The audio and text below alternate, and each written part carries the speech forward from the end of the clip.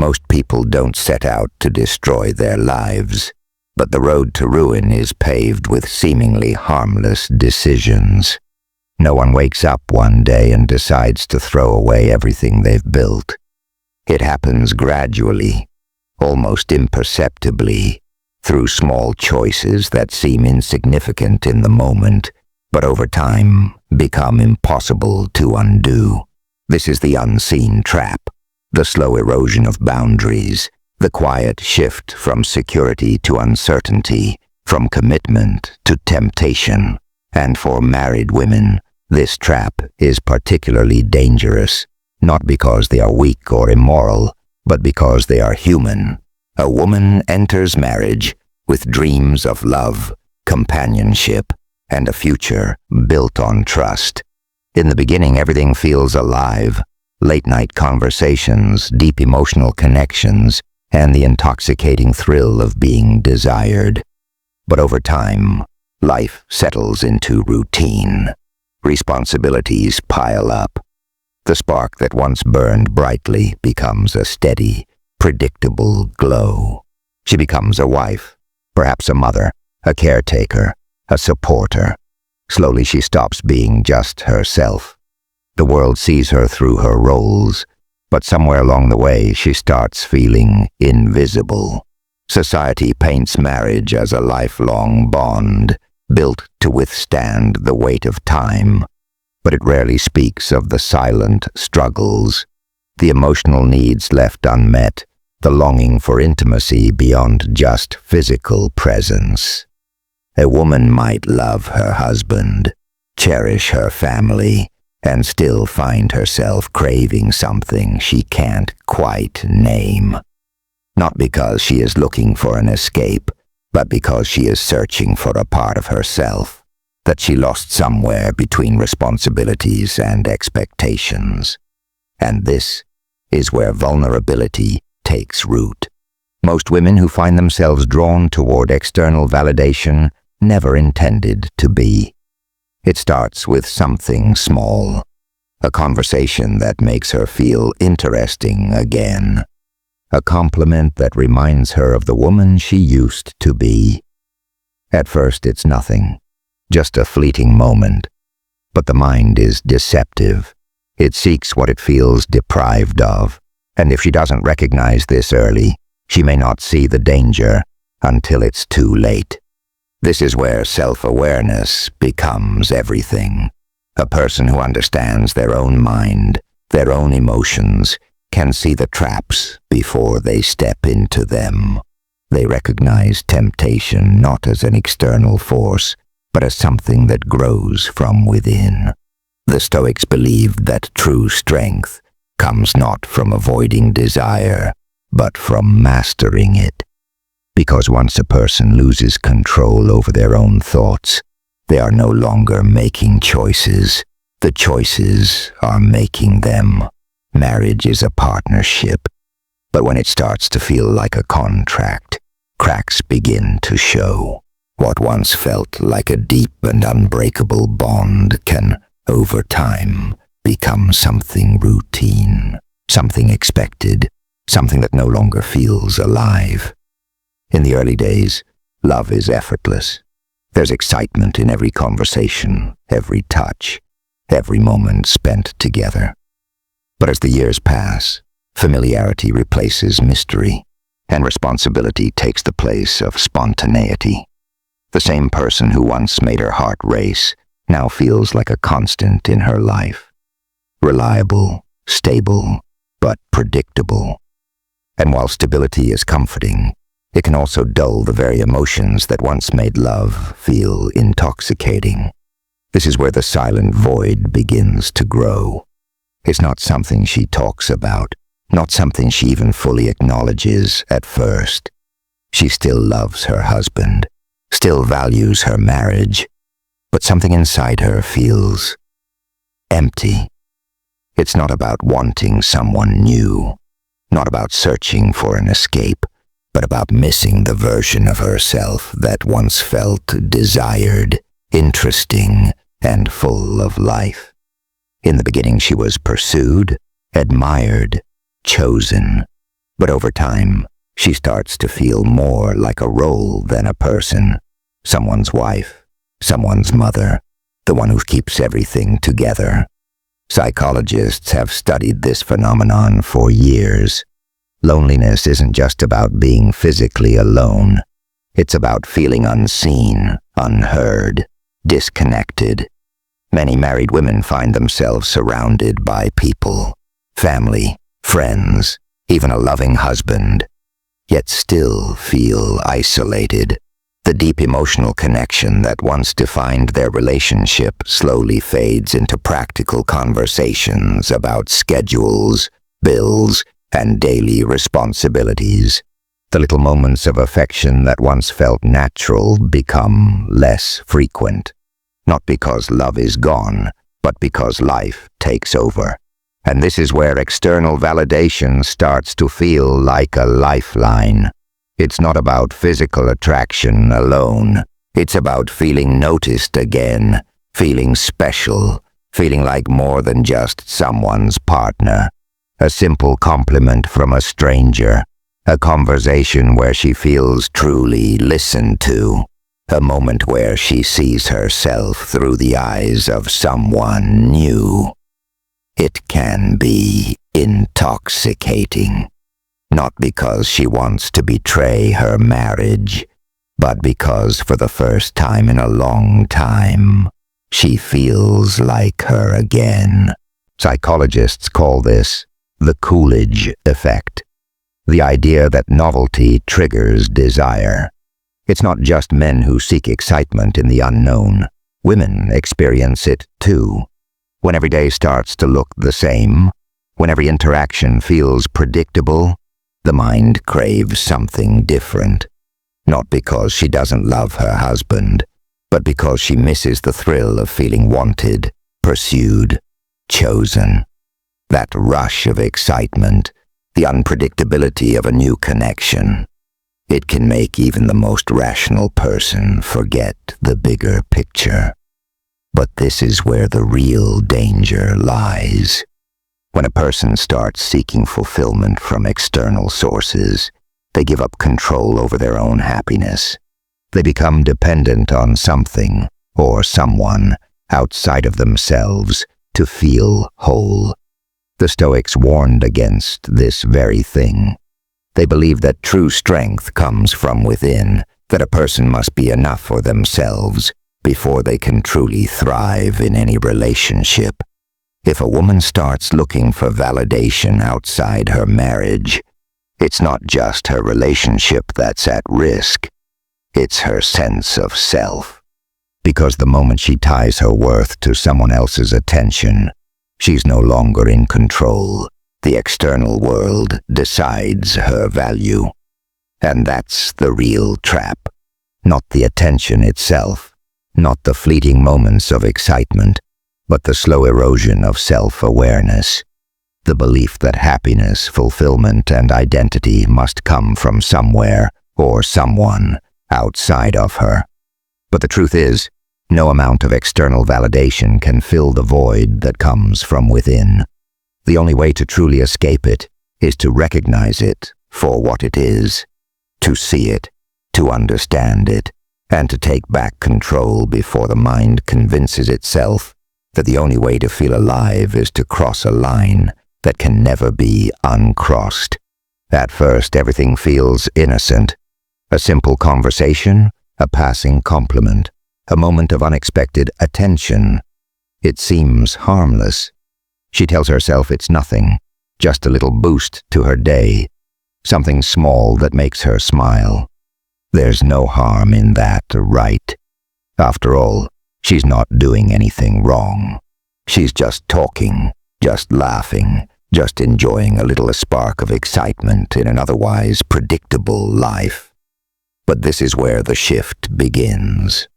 Not all at once, not in some dramatic moment of decision, but in tiny steps, so subtle she doesn't even realize that she's walking down a different path. The mind is a master of self-deception. It doesn't like discomfort, and it certainly doesn't like guilt. When actions start to contradict values, When something that feels good also feels wrong, the brain looks for a way to ease the tension. Psychologists call this cognitive dissonance, the mental struggle between what a person believes is right and what they secretly desire. And instead of facing that uncomfortable truth, the mind bends reality to make it easier to accept. At first, the justifications are small. I'm just being friendly. There's no harm in talking. She reminds herself that she's a loyal wife, that she would never cross the line. It's just a harmless connection, something that makes her feel good, and there's nothing wrong with that. But as time goes on, the justifications evolve. If my husband paid more attention to me, I wouldn't even need this. It's not really my fault. And then I've sacrificed so much for this marriage. Don't I deserve to feel happy? And this is the most dangerous shift of all, because the moment someone starts believing they deserve something that goes against their own values, the battle is already lost. The mind stops seeing it as a temptation and starts seeing it as justice. The loyalty that once felt unshakable now feels like a burden, and little by little, the heart begins to drift. For many women, the first betrayal isn't physical, as emotional. It happens in the late-night conversations, the shared secrets, the feeling of being deeply understood by someone who isn't her husband. She tells herself it's just talking, just connection, just something small she needs to feel alive again. But emotional intimacy is powerful, far more powerful than people realize. The moment she starts turning to someone else for comfort, for validation, for the feelings she once only sought from her husband, she's already taken a step away from her marriage. Physical cheating has clear boundaries, a kiss, a touch, something undeniably wrong. But emotional cheating, that's where things get blurry. She isn't meeting up in secret, isn't sneaking around in the traditional sense, so she convinces herself she hasn't done anything wrong. But in her heart, she knows the truth. If she has to hide it, if she feels a rush of adrenaline when she hears his name, if she would be uncomfortable if her husband knew the details of their conversations, then she's already gone further than she wants to admit. And this is the trap.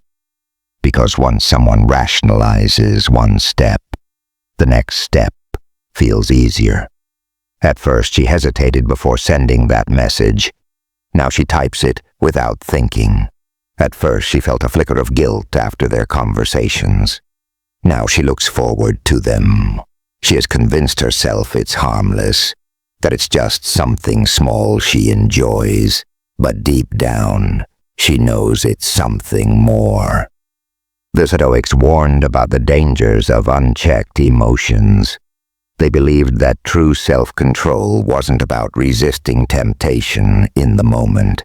It was about never allowing yourself to get close to temptation in the first place. They understood that once emotions take over, reason becomes weak. The easiest way to avoid disaster isn't to fight against it once it's too late, but to see it coming long before it arrives. But that's exactly why this type of betrayal is so dangerous. It doesn't feel like a disaster. It feels exciting. It feels good. And when something feels good, the mind will always find a way to justify it. It will ignore the warnings, drown out the doubts, and convince itself that this small thing, this little secret, this innocent connection, it doesn't really mean anything. Until one day, it does. At first, it was just a thought, a passing idea quickly dismissed. Then it became a habit, something that lingered in the background of her mind, a quiet comfort that gave her a sense of excitement, of escape. But eventually there comes a moment when she steps over the line. Not all at once, not in some grand betrayal, but in the smallest of choices that one by one have led her here. No one wakes up one day and decides to destroy their life. The real damage happens in slow motion. It starts with a casual message, then a secret conversation. The first lie feels heavy. The second is easier, and by the third, it barely feels like a lie at all. She tells herself she's in control, that she knows her limits, that she can stop anytime she wants. But deep down, she doesn't want to stop. It's become a part of her now. A need, a craving, something she looks forward to more than she wants to admit. This is the psychology of addiction. People assume addiction is about substances, alcohol, drugs, things that alter the body. But addiction runs deeper than that. At its core, addiction is about what feels good, what brings relief, what offers an escape from reality. And validation, that is one of the most addictive things of all. The thrill of being desired, the rush of attention, the feeling of being seen again. It becomes something the mind starts to rely on. Like any addiction, it starts with one hit, then another, and before she knows it, she's dependent on something she never thought she needed. But the more she chases it, the more the lies pile up. The secrecy becomes second nature. She starts to believe she's in control, that no one will find out, that she's managing everything just fine. But this is the greatest illusion of all. No one who plays with fire truly controls the flames. She has convinced herself she can keep her marriage, her family, her reputation, all while indulging in this hidden world she's created. But reality doesn't work that way. There is a threshold, an invisible line that once crossed changes everything. Psychologists call it threshold theory.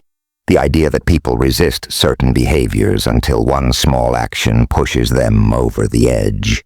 It could be a moment of weakness, a situation she didn't expect, a decision made in an instant, and then, just like that, she's past the point of no return. What was once unthinkable has now happened, and there's no undoing it. In that moment, the illusion of control shatters. The thrill that once felt exciting is now laced with fear. She tells herself it didn't mean anything, that it was just a mistake, that she can move on like it never happened.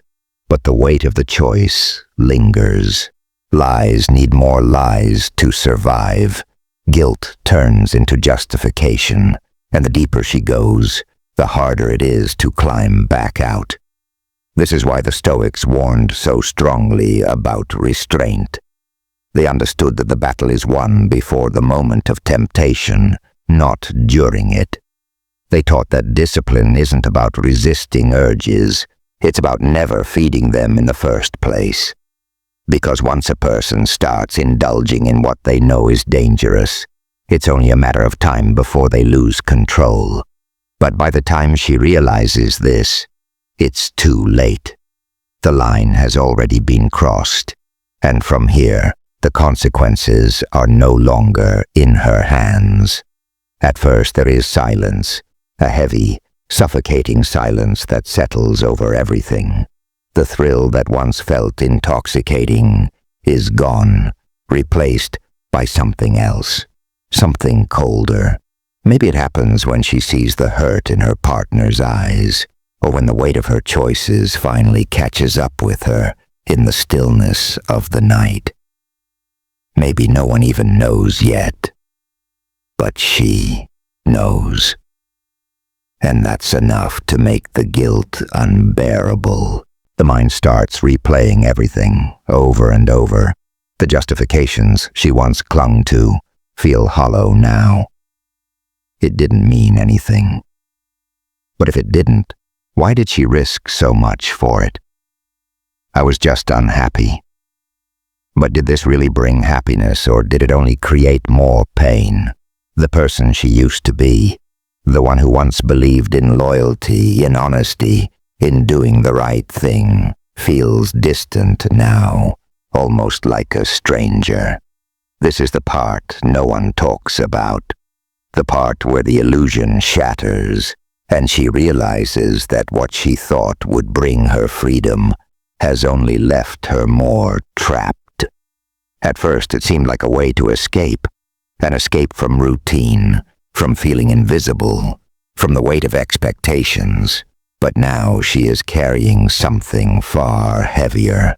The secrecy, the fear of being exposed, the constant anxiety of wondering what happens next.